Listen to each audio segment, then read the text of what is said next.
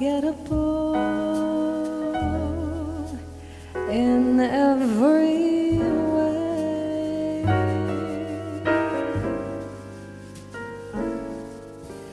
And forevermore, that's how you'll stay. My name is Bruce Barnes. I'm with the New Bedford Preservation Society, sponsor of tonight's tour, and our tour tonight is about the textile industry. All the mills were built and all the population came to New Bedford because of the textile industry. This is the industry that made thread and cloth from raw cotton that was imported mostly from the South. That's the textile industry I'm going to talk about tonight. It obviously was a very, very big deal here in New Bedford. We're going to talk about that history and the tremendous growth of New Bedford as a result of the textile industry. Because when you think about New Bedford, if it wasn't for the textile industry, I always say this when I mention this, if it wasn't for the textile industry, New Bedford would be a town like Bristol, Rhode Island. It'd be a nice town, nice waterfront town, would have a nice history, the whaling would be here, but we would have none of the tenements and three-deckers that are here. We'd have none of the brick mills that are here now. We would have nothing like the population of New Bedford as it is now. And we wouldn't have the ethnic groups that dominated the textile industry during its era, the Portuguese and the French Canadians, and many English as well. But so that's the history we're going to talk about. And it starts here at this particular building. I'm going to talk about the building briefly because it's one of the great architectural treasures in New Bedford. The Joseph Grinnell Mansion, built in the 1830s. At the height of the whaling success in New Bedford at that time.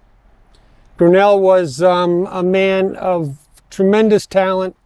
He actually made his money as a merchant in New York City. He and his brother Moses Hicks Grinnell is another famous New Bedford person. He stayed in New York, but Joseph came back when he had enough money and was a very influential man here in New Bedford all his life. He lived to be 97 years old, born in 1788 and died in 1885. So he was a long-lived person, did a lot in his time.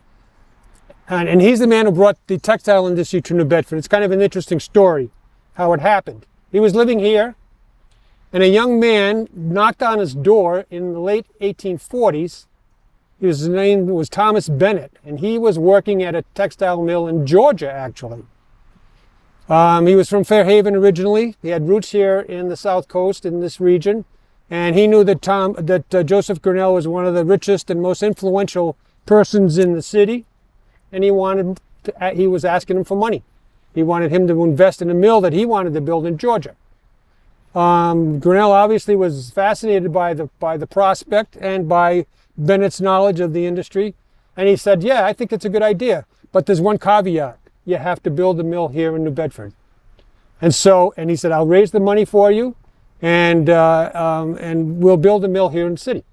And Bennett agreed. They ended up buying the spot where the mill is now. The Wamsutta Mill is where the Wamsutta Lofts is, very famous textile mill. That site was chosen because there was no running water in the city at the time.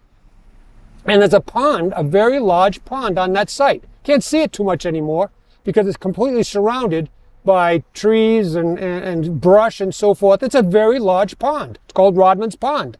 That's the reason why they selected that site. They needed a lot of water. They knew they were going to be hiring lots of people to work in the mill.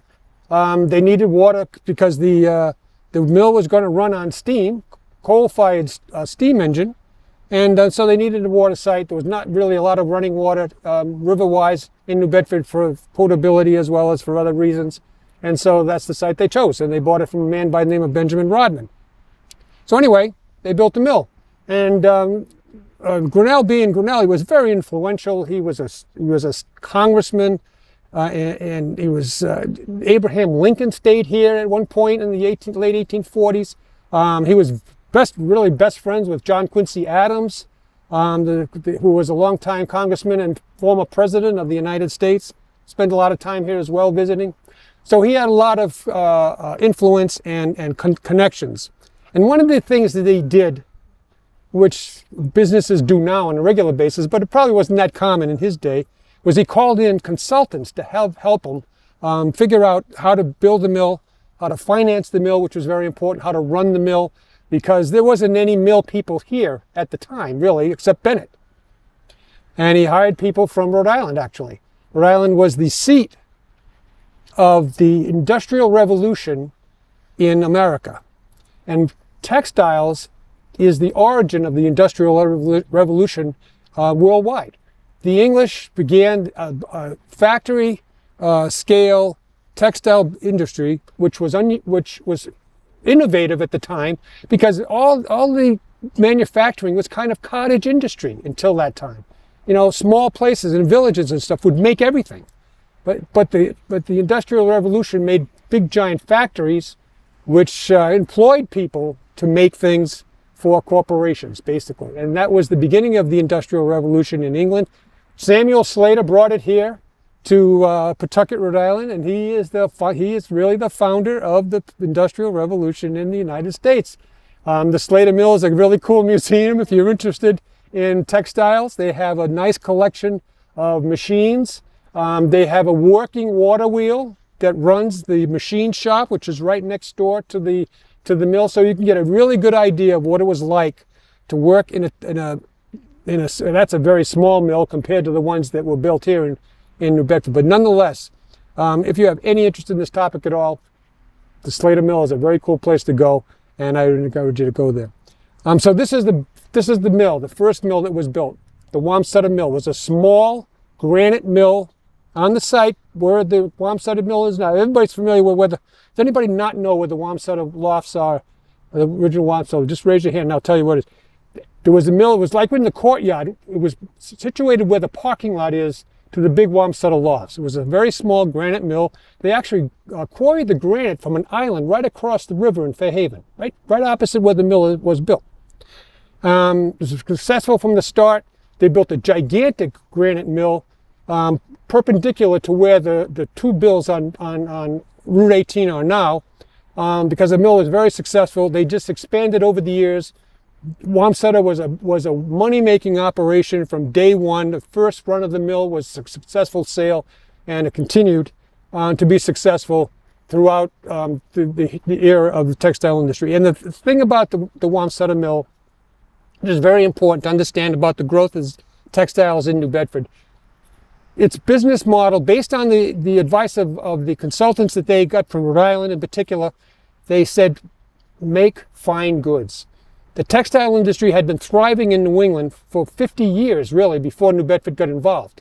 New Bedford didn't get involved for any number of reasons, primarily because they didn't have a water source. Most of the early mills were driven by water, and there was no running river nearby to power a mill of that size.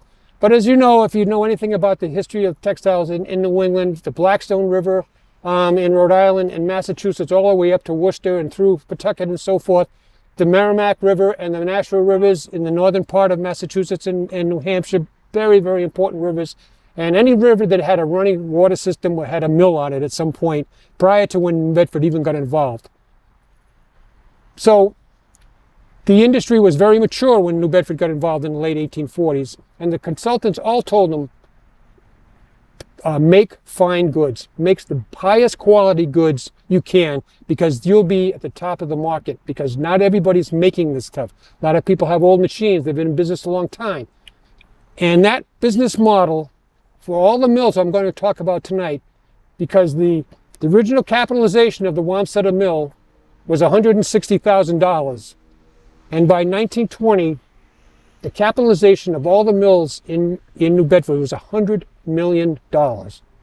In today's money, that's like $8 billion. There's a lot of cities 3 or 4 times New Bedford's size in the country today whose economies do not come close to $8 billion in private financing. So it was an enormous industry. New Bedford was almost a one industry town for all the years. The demise was catastrophic, but we'll get to that at the end of the tour. Wamsutta Mill was all by itself as the only mill in New Bedford until the city decided to put running water into the city in the 1860s. From 1860 to 1869, they raised the money. Population of the city was about 25,000 at that time. Wasn't as big as costed nearly as big as it is now. It probably really, most of the city probably started like Cottage Street, and there was some houses beyond, some houses beyond Cottage Street, only down to like Allen Street. The waterfront, the front street, Water Street, that extended quite a bit north and south and so forth. But it was a pretty small area. But nonetheless, they piped every house and every business with running water by 1869. And that was the beginning of the textile industry expansion in New Bedford. The second mill that was built in the early 1870s was called the Potomska Mill. It was in the South End. People are familiar with the South End. There's a Potomska Street just across just about where the highway is towards the waterfront, where Potomska Street is, the gas station there now. I think it's what the Russian gas station is there now. That's where the Potomska Mill was, a pretty big mill. So that's the introduction to the business. Wamsutta had numerous mills by 1869 when Potomska was made. The big mills on County Street, on Route 18 that you see now, were built. A bunch of mills in the back. They kept on expanding. Every time they expanded, they didn't add to the existing building. They just built a new building. That's how they expanded. Some of the mills at the end of the textile era, like the Hathaway Mill, which I'm going to talk about in a little while, they had 15 buildings on site down there in Coe Street. 15 buildings. So when they expanded, when they needed a new weave shed, when they needed a new spinning facility, when they needed a new building for anything, more capacity, they didn't add on to the old building, just build a new one. This building here is now the Kennedy Donovan, part of the Kennedy Donovan School, which is across the way there. And prior to this, it was the Orthodox Jewish synagogue for many, many years. But it was built as a nice mansion by Cornelius Grinnell, a relative of Joseph Grinnell, and it was purchased in the 1870s by a man named Horatio Hathaway. And Horatio Hathaway was a major investor in the textile industry. Now, I think we're going to show a picture of what the Hathaway house looked like around 1890 when he was living in the house. And when you look at as soon as you see the picture, you'll say, oh yeah, that's this house. Even though it's been terribly altered and so forth, the house hasn't lost its look so much as you might think. You'll be able to see that window was in the old house as well. It doesn't have the Star of David on it, but it has a lot of the details. You'll see as soon as you see the house, you say, oh yeah, I can see what this house is like. Anyway, after the Potomska Mill was built in the early 1870s, there was a recession in the country. A national recession called the Panic of 1873. So there wasn't a lot of development in anything at that time. And the whaling industry, which had a lot of hits over the years, took a couple of major hits in the 1870s.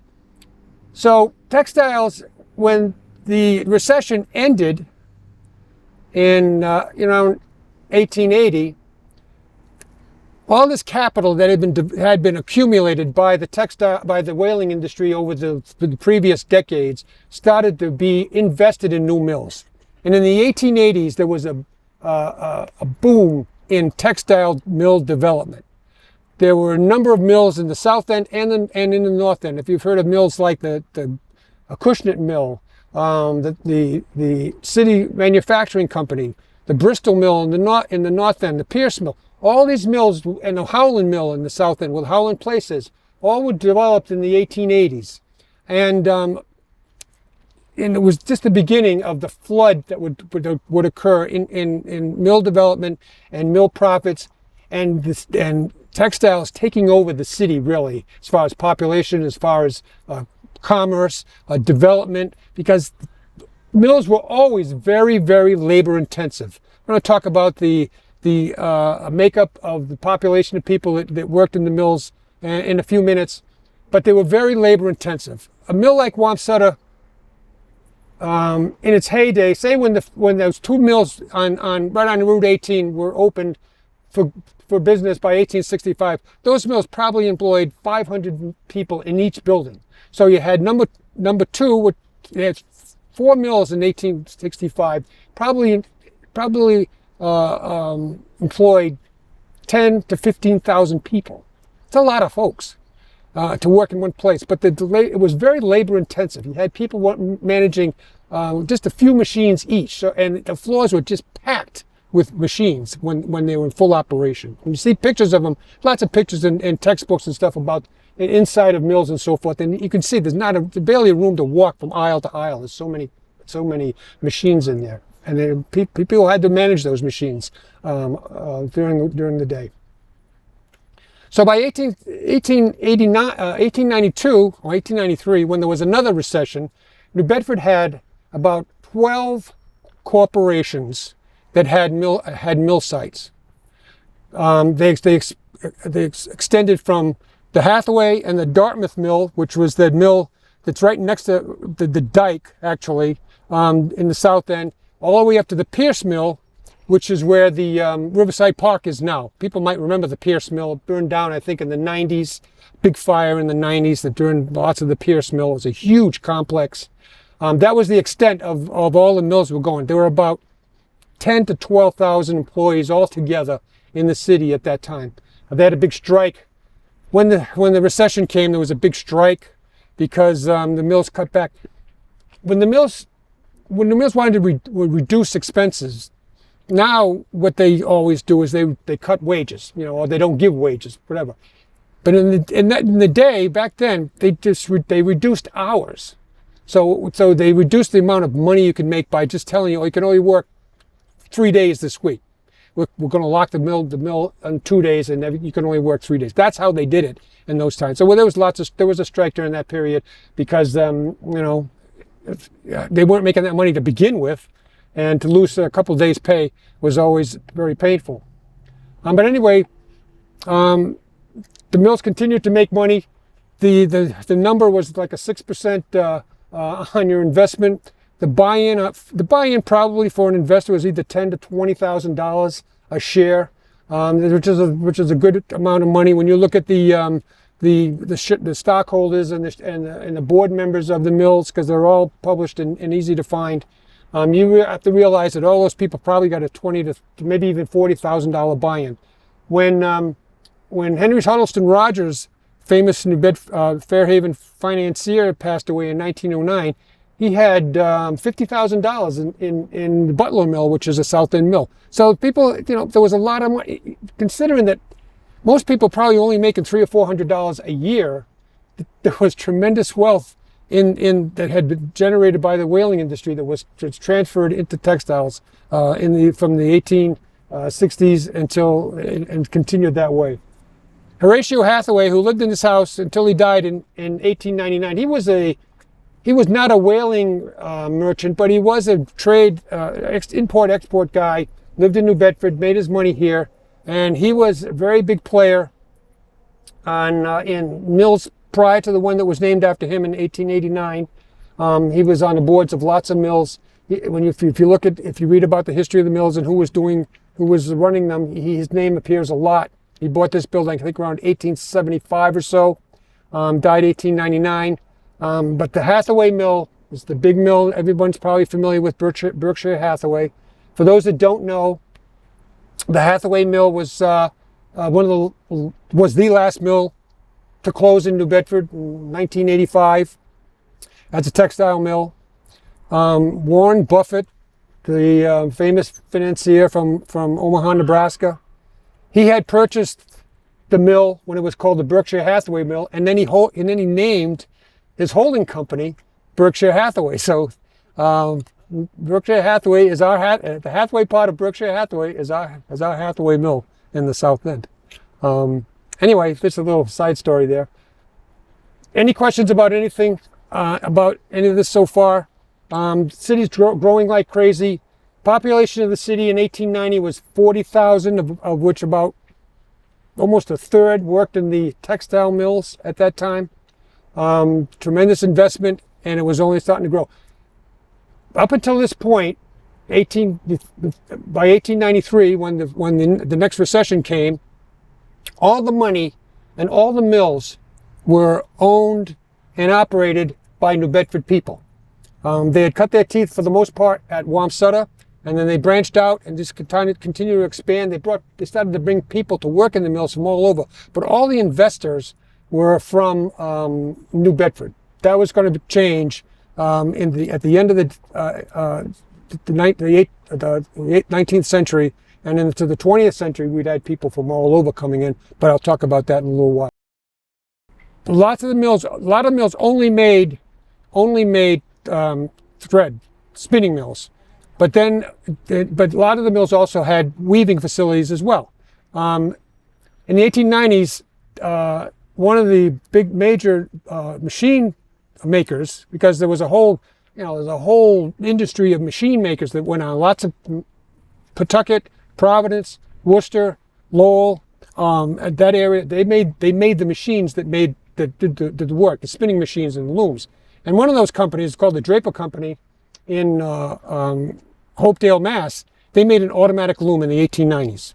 It revolutionized the industry because all of a sudden you could make cloth faster, better, and with less people.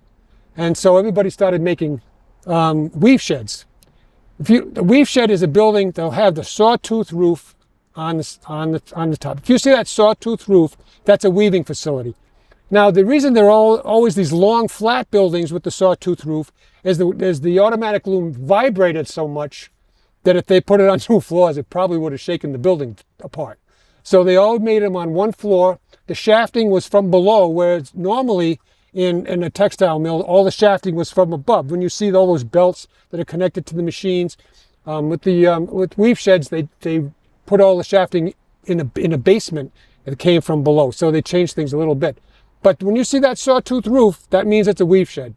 It's a weaving facility. Sometimes they're on the roof sometimes. In the older mills, like if you remember the old Fairhaven mill, they had a sawtooth roof on the mill at the top, because originally, before the automatic loom, they could put regular power looms, and they usually put them on the top so they'd get more sunlight for the weavers on the top floor. When the mills was first opened until 1890, the companies themselves provided all the housing. It wasn't great looking. It wasn't great housing. There's still some worker housing left over. Some of the more obvious ones there's one in the south end, probably was connected with the Potomska Mill. It's a big giant box. You can always tell what they look like. Big box, flat roof, and the entrances on each side, almost at the corner of the building. Basically, there were 8 or more families in those houses. The bathrooms were in the basement. It was not there were never ideal living conditions in those buildings.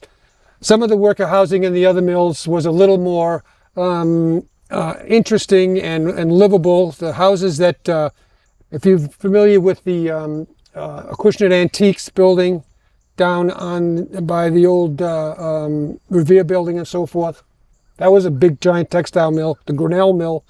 And they built houses as well. Some of them are still standing in the Hicks Logan area there. That's just to the northwest of the mill. You can still see a couple of the mill housing there. Not all of them have been torn down. So they're scattered around. The Wamsutta mills, most of the Wamsutta mill housing was torn out when they built the highway. But Austin Court, which is just a block west of Purchase Street down there, has a fabulous collection of smaller versions of the multifamily with the entrances on the side, the kind of interesting buildings. That was another version of the mill housing for Wamsutta. Anyway, they all had to have it because there was just no way that they could house all those people. But after 1890, the corporate housing ceased in New Bedford, and 3-decker and the multifamilies started to go up like crazy. It was the way that they housed all the immigrants that were coming to New Bedford. There was sort of a lull in the 1890s as far as development was concerned. The very first mill that was financed by outside money was the Whitman Mill. That's Whalers Cove now. If you're familiar with Whalers Cove in the North End, it's assisted living or some sort of elderly housing. That was the first mill that was built with outside money. And after that, most of the mills that were built were funded by the big machine makers, the big textile machine makers, mills being built north and south, huge complexes, each mill employing thousands of workers. Again, I don't even when you look at some of the mill complexes were huge, and when they were built, those ones in the North End, like where Joseph Abood factory is now, if you're familiar with that area, when those mills were built, there's postcards and photographs of the mills being built, and there's nothing around them. There's no housing yet. And I don't know, and those mills employed thousands of people right out of the box because the Joseph Abood factory was a weave shed, a gigantic weave shed, the biggest weave shed ever built in New Bedford, probably ever built in New England. You can tell it has a sawtooth roof. It had over 6,000 looms in that building. 6,000 looms in that one building. Can you imagine the noise? When I went to the American Textile History Museum in Lowell, which sadly has closed, I went up there to check it out when I was doing research on the mills and so forth, and they had one automatic loom working. It was this fabulous machine. It was so much fun to watch, actually. But even one machine made a racket, clittering, clattering the whole time, and it never stopped, And 6,000 of them, One of the big problems in even textile mills today is what they call fly. And that's all the dust and stuff that comes off the various processes of thread production and cloth production, combing, which New Bedford was combing thread was very, very important in New Bedford. It wasn't developed here, but combing was a process of refining cloth, refining thread and yarn, flicking off all the little small fibers that were stuck to the thread and so forth. Combing was so important, in fact, in New Bedford that if you've been to Penny Brewer's Brewer Banner building down here on Forest Street, just a couple blocks down, that was a comb works. It was a building just built to fix the combing machines because it was so important to the fine goods industry for spinning purposes. What nationalities worked in the mills? Now, prior to the Civil War in New Bedford, the Wamsutta Mill was a running mill. They had recruited people from other mills to work in the mill, but primarily the operative class at the Wamsutta Mill in the early years was Irish. I didn't realize that was the case. I had to look it up to be sure, because I didn't know if they had, if they recruited people from other places. There was a considerable Irish population in New Bedford at the time, and most of the mill workers at the Wamsutta Mill in the early years were Irish. During the Civil War, mill production basically stopped because there was no cotton. All the cotton was coming from the southern states. And Wamsutta had just finished a mill. It was completely outfitted with machines. It's one of the mills. It's right on number 4. It's the one right on the north side of the Wamsutta loft site. That mill was completed in 1861, and then the war started. And they didn't ever start operating that machine until the war was over because they couldn't get cotton from any place. Anyway, after the Civil War, a lot of the men who had worked in the mills served in the war. So they needed a whole new population of people to come work in the mills. And in the other mills in New England, they had been recruiting French Canadians for years and years. And Wamsutta actually even had recruiting posters posted in the cities and towns in southern Quebec and New Brunswick to recruit French Canadians to work in the mills. My own, and they had been doing it for many years, even before New Bedford got involved. My own grandparents on my mother's side had worked in the mills until their families had worked in the mills. In fact, even though they were French Canadian and they spoke French, even when I knew them They talked to each other in French in the 50s when I knew them. They were actually born in the United States. They were born in, one of them was born in Maine and one of them was born in New Hampshire. So they had been here a long time. That was in the 1880s. They were already here and they were born here. So they had a long tradition of working in mills. And they were the next huge migration of people that moved to New Bedford. Even the mills in the South End, when I did the research on the Howland mills in the South End, most of the mill operatives were French Canadian. There was a French Canadian church in the South End. Anybody remember St. Hyacinth's? That big, beautiful brick building on the corner of Rivet Street and County Street. You know, where does that building come from? That's the rectory for St. Hyacinth's Church. It's such a nice building, actually. The church is long gone, but the rectory is still there. But then when the new mill starting in 1900, there was a huge expansion in the mills. Probably 15 new corporations were started, some gigantic projects. The Nashawina Mill with the Joseph Boot factory in the North End.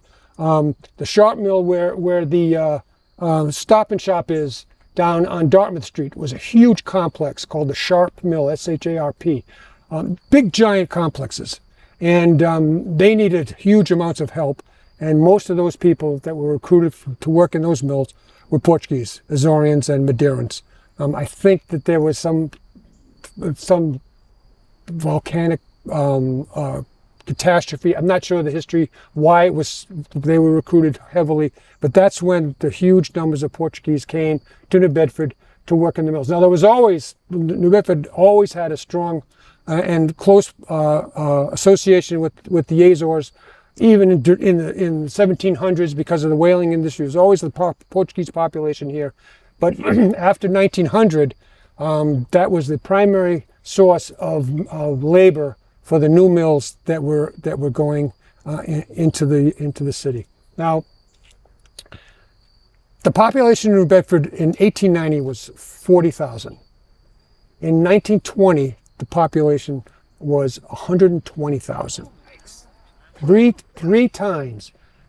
In 1920, 35,000 people worked in the textile mills. 35,000 people.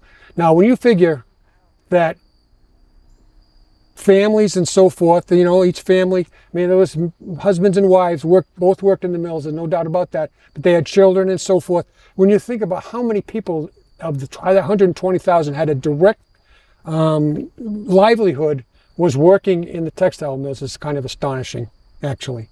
Now there's a lot of bad to say about the textile mills. And the worst thing is child labor. There was a book about child labor in the United States. Child labor was a bad deal across the country. They worked in mines. They worked in all kinds of factories. It was dangerous. But in this particular author, in the chapter on the textile industry, was called the Herod of Industries. King Herod, who killed all the babies in the Bible, the Herod of Industries. That shows you how dangerous it was perceived and was for children. They had always worked in the mills. Moreover, there's lots of books that I was a librarian. I was familiar with books of kids who had written books about their experience as children in the mills, and moreover, a couple of them shockingly awful, really, the abuse they took. It was a dangerous job. The mills had a lot of jobs that were good for people that were repetitious jobs, changing spindles and doing lots of little things that you know were easy to train. You know, a young person could do it, and they did it, and it was kind of a stain on the industry, no question about it. But women were also a huge part of the workforce in textiles from day one. Some of the early mills in Lowell, for instance, are famous for their recruitment of young girls from farms to work in the mills.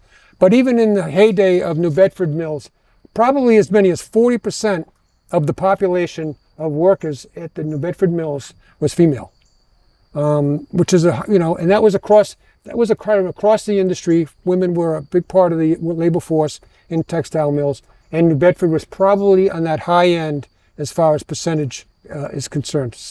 So there were lots of two-income families. The wage scale was in the 1890s was from $5 a week to $15 a week. Weavers made the most money at that time because they were highest skilled of all the workers. But I did want to talk about the two textile schools that were established, three of them actually, but two of them locally. The state legislature decided to support the textile industry by allowing charters for three textile schools, one in New Bedford, one in Fall River, and one in Lowell. And they were established around 1900. The New Bedford school was the first, and Fall River, New Bedford school started I think 1900. Fall River was 1904. And part of that education, because it was primarily for the managers, for the chemists, for all those people who were going to be doing the more technical parts and designing and so forth, the more technical parts of the textile industry. But they had a night school. And my grandfather, his name was Anthony Mungeon, M-O-N-G-E-O-N, he went to night school and he got a certificate in picking and carding. That was the very first department in the factory, was to open the bales, separate, clean out all the dirt, make sure all the fibers were going in the right direction and so forth. That's the basic what picking and carding was. And he got a certificate in 1908 from Durfee Tech for picking and carding. So they had a night school. He had the energy. He had the energy to do it. The work week for the textile industry for most of its life was 56 hours a week. 10 hours and 10 minutes Monday through Friday, and 5 hours and 10 minutes on Saturday. Yep, 56 hours a week. The house across the street, right here, is a textile mill man. His name was Henry Tiffany. And I wanted to talk a little bit about how the mills were operated on a global scale, really, in New Bedford. New Bedford had something called the New Bedford Manufacturers Association. I like to make an analogy of like the Pro Football League. That's how the textile mills were sort of operated. There was the commissioner of the league or of the textile of the New Bedford Manufacturers Association. His name was Andrew Pierce, the senior and junior after the senior died, and they were the head of the league. And the teams were like the individual mills, and there were certain rules that the mills had to follow. If they said, we're going to cut back on hours, everybody cut back on hours. If we were going to do something else, there had to be a certain amount of conformity by all the mills so that everybody was on a level playing field. You didn't deviate from the rules because that would make one mill maybe have an advantage over another and so forth. So there was a very strong collusion between the millmen. And Tiffany was one of them. If you know the Kilburn Mill, which is in the South End, there's a lot of restaurants and so forth in the Kilburn Mill now. That was his mill. He moved into this house about 1900, had it remodeled by Edgar Hammond rather, around 1900. And that's how the mills were run. Now, I have a story about the same thing. This was how it was in all the big mill towns like Fall River as well. Fall River was the same way. Now, Jonathan Bourne was a very famous New Bedford whaler. And he was invested in all the early mills as well. You see Jonathan Bourne's name as a big mill owner in New Bedford. And in the 1880s, he decided to build his own mill, but he did it in Fall River for some reason. I don't know why. He built the Bourne Mill. My grandparents actually worked at that mill. And he decided, because he was a whale, he had owned lots of whale ships. He was a very famous guy. He's the guy who owned the Lagoda, that's the ship that's in the whaling museum. Very important guy in the whaling industry. He decided in Fall River that he was going to set up a lay system, just like they did on whale ships. That each man or each employee was going to have a share of the profits. Now, this set Fall River people a fire, because this was not good, because there's possibility in this lay system or share system, because basically the workers were part owners to some degree in the profits. Now their share of the profits wasn't the same as the shareholders, but nonetheless, there was a possibility during good years that the workers at the Bourne Mill would make a lot of money, more so than their counterparts. Bourne had hired all kinds of Fall River people to run the mill, but nonetheless, he did it for a year or so until he got sick and died, and then they quickly moved back. But he was very much of a maverick, and thank God for him, I guess, or thank God for the mill owners in Fall River, because he would have revolutionized the industry. But so the New Bedford manufacturers were like that. They wanted the control of the industry. They owned not only the mills, but the banks. All the same people that own the mills own the banks. So they had control of all the money. So this $100 million that was invested in the mills was really in the hands of a few people. All that's illegal now. It's called interlocking directorates, where they have pie charts where it showed how so-and-so was on this bank and this board and this mill and so forth.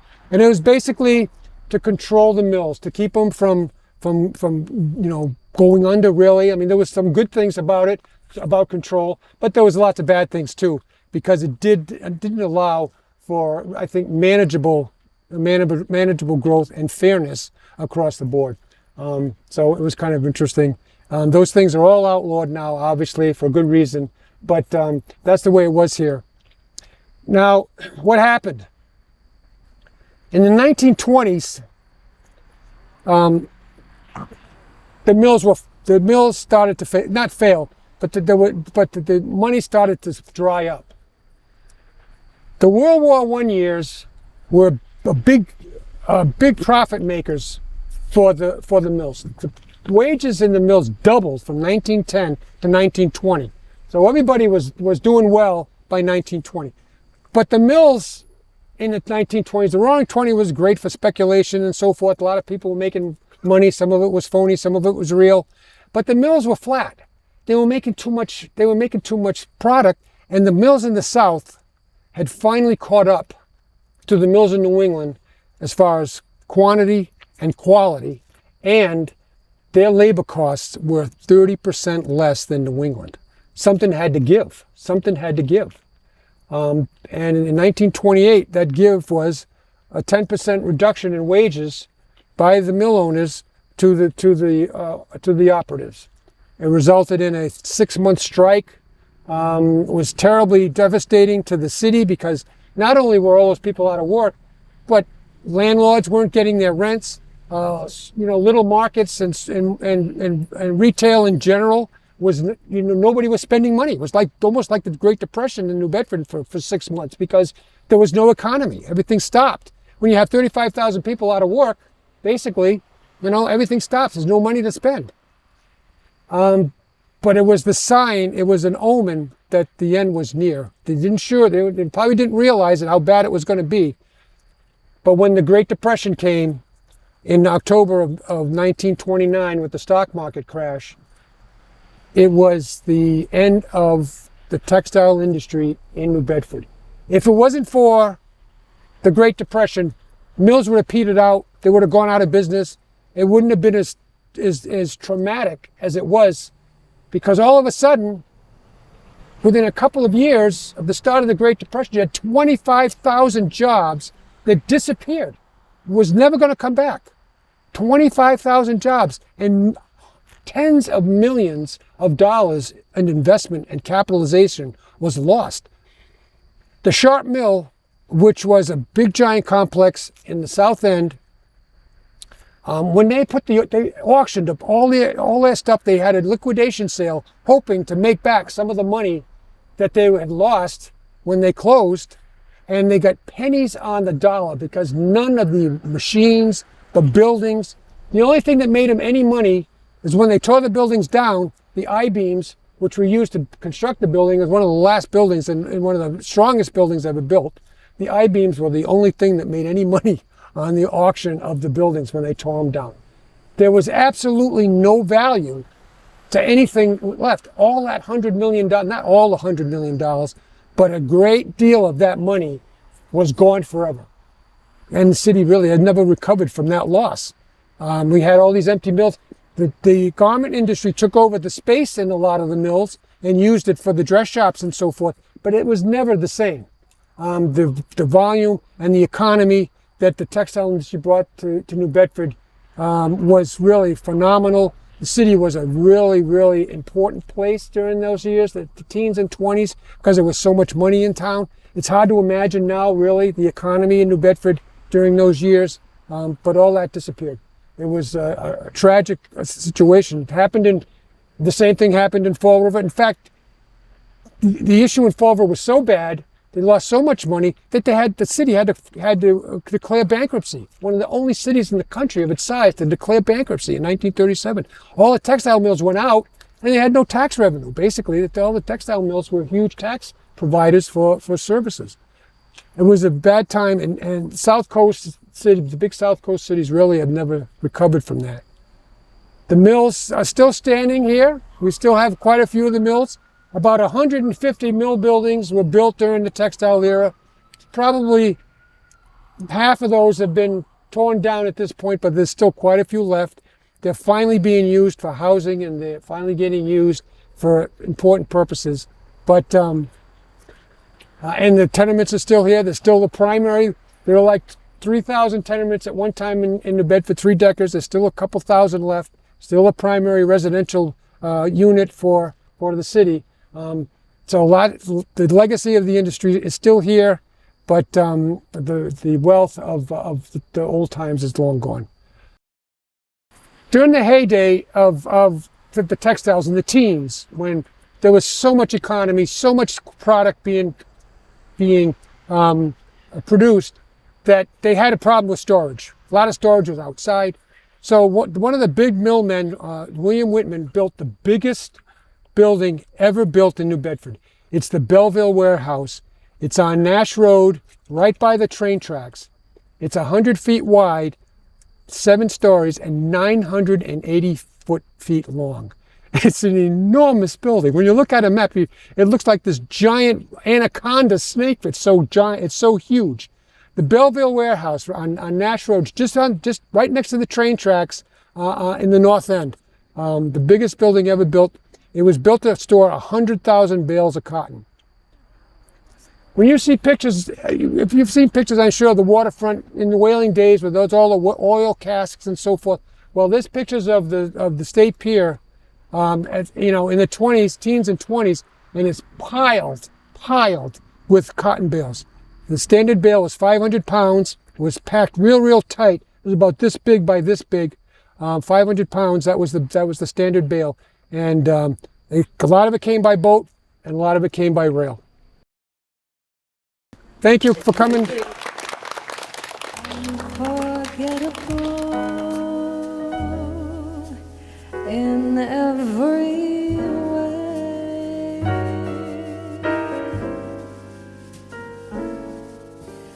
and forevermore. That's how you